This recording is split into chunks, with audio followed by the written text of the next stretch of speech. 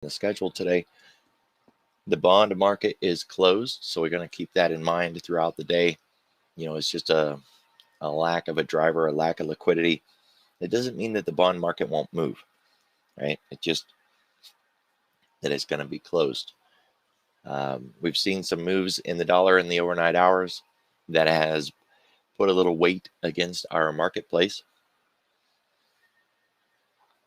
Looking at the weekly expected move, the distance, not much more different than it was last week. We always want to look at that and try to identify if there is increasing volatility on a week-to-week basis. It's been standing out. It's been pretty obvious for those of us who've been around for quite a while that we are dealing with extreme days, that the size of the day, the size of the candles, the moves that we've been seeing, the extremes in the wicks, these are very harsh days. They're more difficult to trade. The follow through isn't as good. There's always the simple logic that just getting your day done and shutting down your trading rig can save you a lot of headache.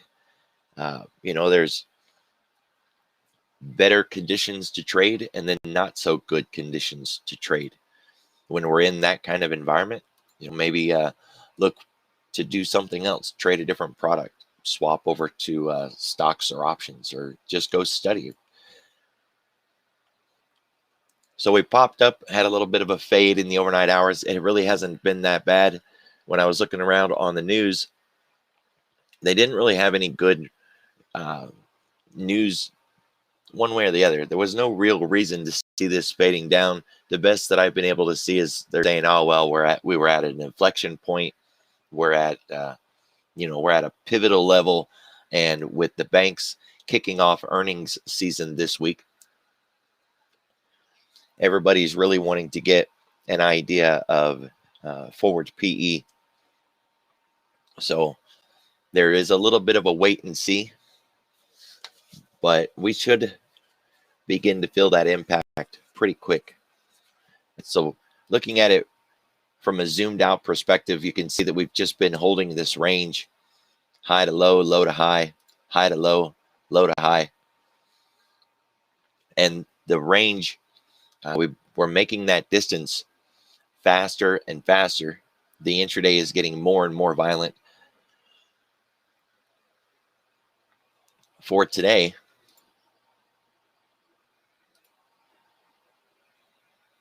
no picture. Thank you, Alan. Let's share what's up here. How's that?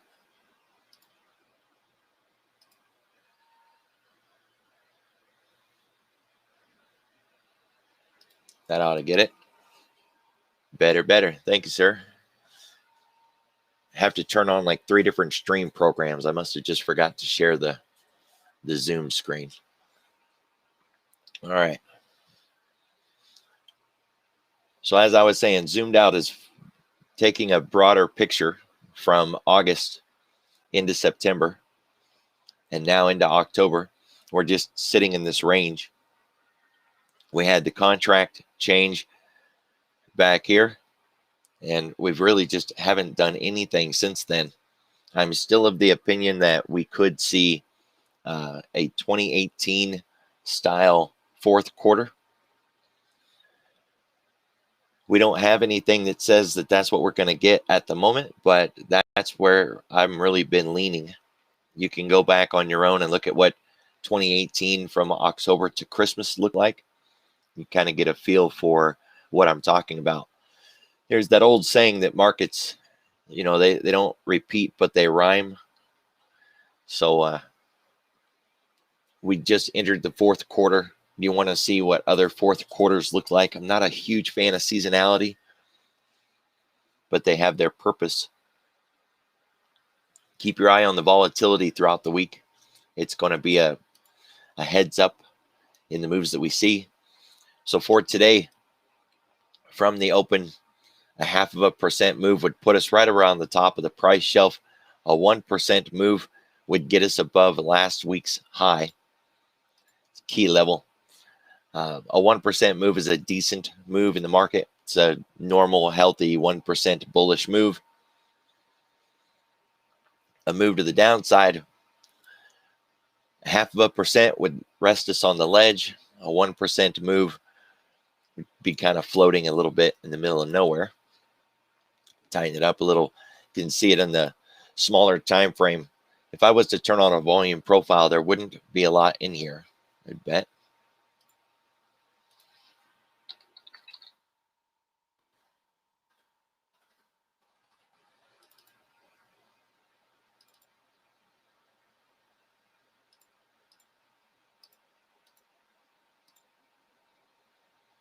Yeah, shallow area. Not a lot of volume support. There is this price shelf back here, which does land right into some volume as well. So we're basically resting on it right now. We can consider the Globex low having already tested or validated that support level. That's all we got. We break through that. 1% would not be out of line at that point. I don't really expect to see any kind of extremes today unless there's some news that comes out and we can't see that coming anyways. A move back up would really put us just right back inside of yesterday's price action. And looking at it on this 15-minute, you can really see how compressed we were yesterday.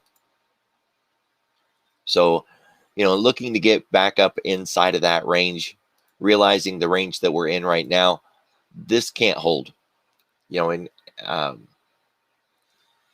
we say that, but then we look at days like yesterday, right? It's unnatural, it's unnormal to see this level of compression last through the entire day. In the Globex last week, I had said it was very unlikely that we could hold this range through the day. And we peaked through it, right? But we really didn't get anywhere when we finally did leave the range. So at least it was easy to recognize that it was a junk day and there was nothing really worth coming into trade. So Pete and repeat, we're back at the same spot, saying the same thing. It's a very tight range. It's very unlikely that we're going to maintain inside of this range. And if I'm going to come in and trade, it's going to have to give me something better than this.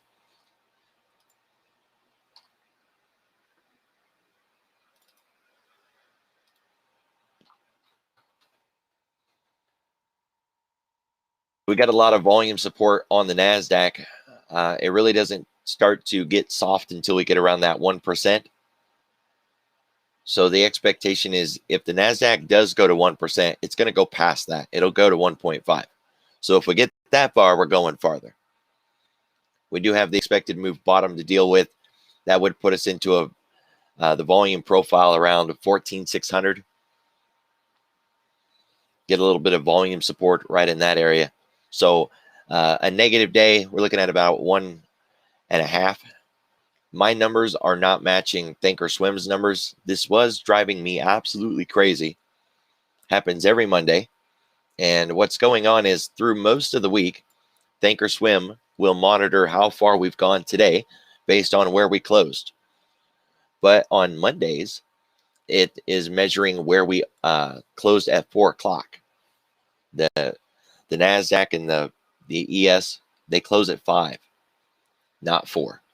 But on Fridays, or I should say on Mondays, the Thinkorswim platform is reading the 4 o'clock close. So my percentage indicator does not match their percentage that they say we've moved today. It doesn't matter which one we look at, right? In the grand scheme of things, it just matters that we understand where we're at, where we're going.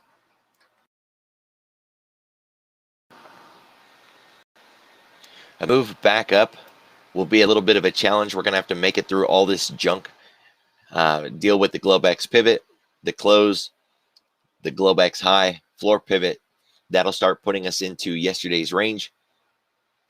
The 1% is pretty close to yesterday's high. So if we do get a bullish move in the NASDAQ, stalling out before we get to yesterday's high would not be a surprise. I don't think we could actually get that 1% unless we get a really good bit of news that galvanizes this market. The way it sits right now with this wishy-washy conditions, it's unlikely.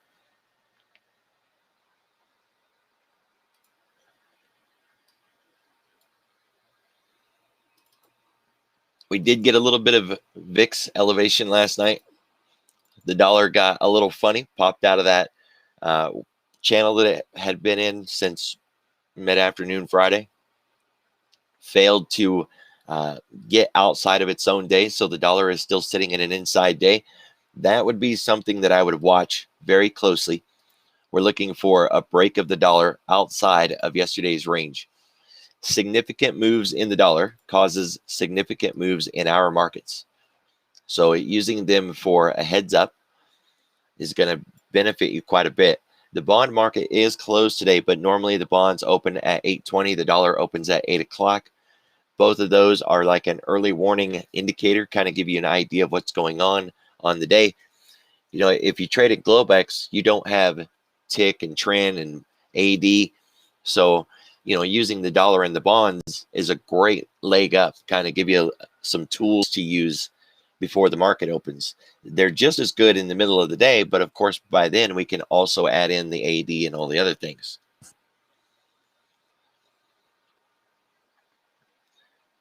Like I've said before, if the dollar is resting on a support level and it looks like it's going to break a ledge and fall to the downside, look at where the S&P and the NASDAQ are.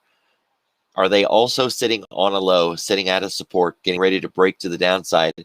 Or are they inverse? Are they resting against the ceiling, trying to press to the upside? If it's inverse of the dollar, then you know if the dollar moves one direction, then our market is going to move the other. It doesn't always move inverse of each other. A lot of times, yes, but we can't say always, because always is just absolutely not true. There are times where we see the dollar rise and our indexes rise at the same time. Just the way it is.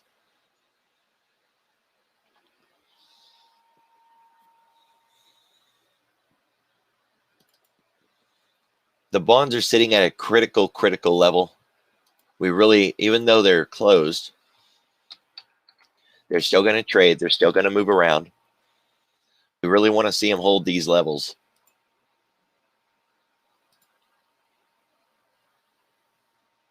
So I got a major trend line drawn off of the weekly or the monthly. And we are there. Comes all the way back to this point, and now to this point. We are literally right on the spot. So we want to see a reaction here. We want to see it hold above that level.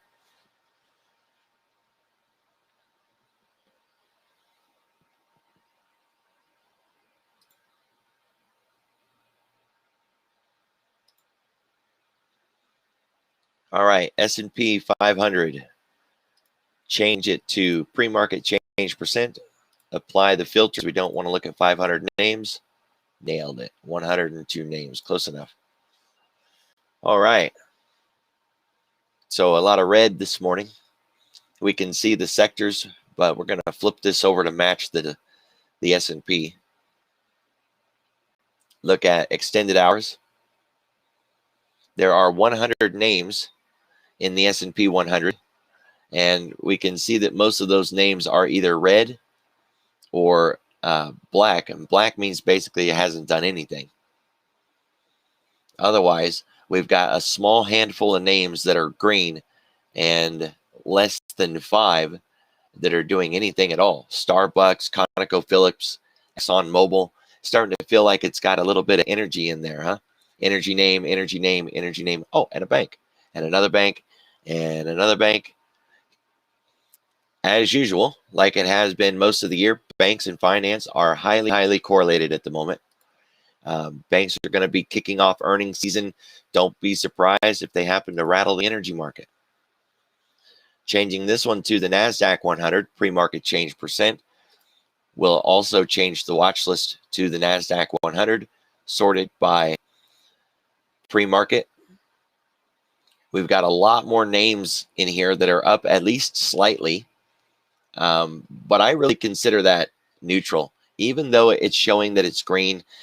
10%, 5%, it's nothing. As far as I'm concerned, that may as well just be flat, right? Because one institution can move a market that much in pre-market, especially these cheaper markets. So starting with, Sirius XM and kind of moving up from there, now we're getting in some names.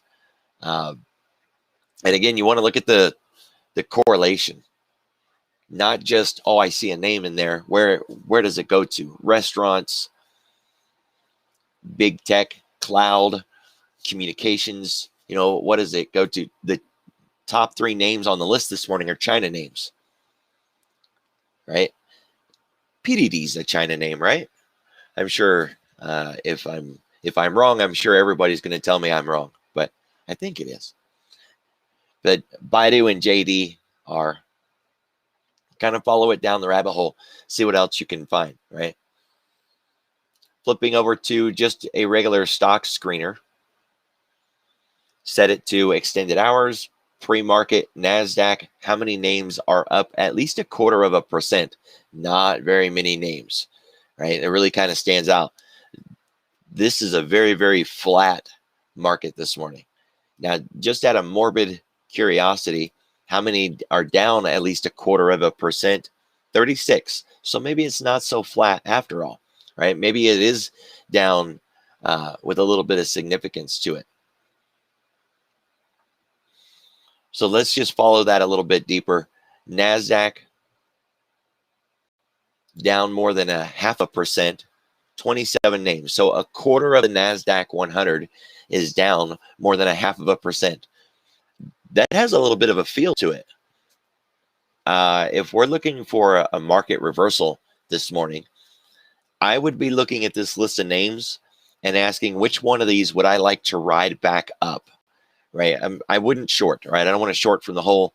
We're already sitting at the bottom of it. I don't go short from the lows. I don't go long from the highs.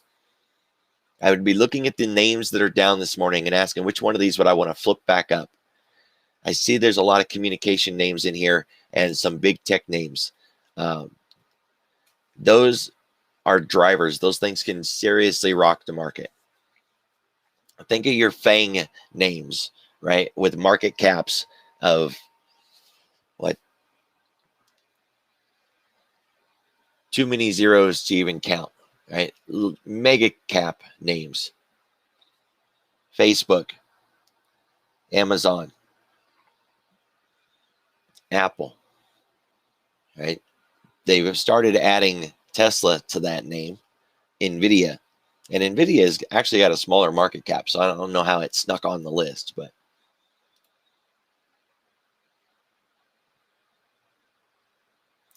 I had one of those dogs, Shiba Inu. Absolutely amazing dogs.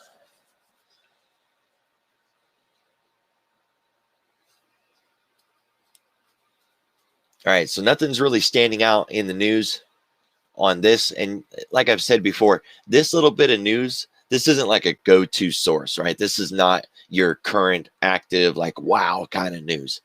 But it can kind of bring your attention around to something, right? Something, a lot of weekend news, things like that. This weekend I didn't do a COT report. Wasn't home to do one. And it almost feels a little like stepping into blindness, into a blind market. Don't really have a feel for what's going on yet. Looking at sectors this morning, energy, and emerging markets. Now, as I've said before, emerging markets are an early warning. It's a heads up. That's pure speculation, 100%. They don't focus on emerging markets when they're worried about an economic downturn or any kind of monetary crisis. That's where they go when they're feeling frisky and they want to speculate and put money on the line. We see emerging markets up, in the pre-market. That's a good sign. It's a good early warning. You see the jets are moving around, and that's really it. The rest is negative. I say negative, but you know what? It looks really more flat than negative.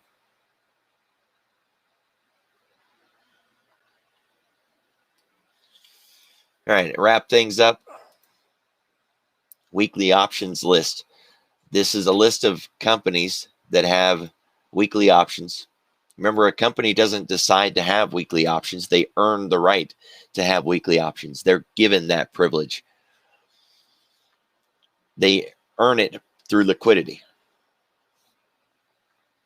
Unfortunately, TrendSpider won't let me make one watch list with 600 names, so I had to make 2 lists.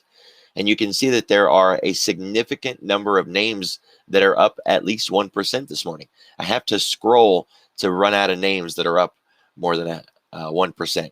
And if we're looking at what's up more than a half of a percent, again, a lot of scrolling, and that's just one watch list. Then we come down and we got another watch list. So while the sectors are really kind of flat and not getting anywhere, there are a lot of names running around this morning. This is one of those days where we're going to have to be stock pickers, that we're not going to be able to just rely on the sectors to point us in the right direction, right? It's not necessarily a bad thing either. There are plenty of opportunities to trade where we don't need the sectors. And on days like this, we can really get some great moves. So I'd set the sectors on the back burner and really start honing in on maybe some homemade scans, volume, and some kind of momentum or a trend scan would work. This is what I got for you guys. Have a good morning, and I will see you at the Bullish Bears.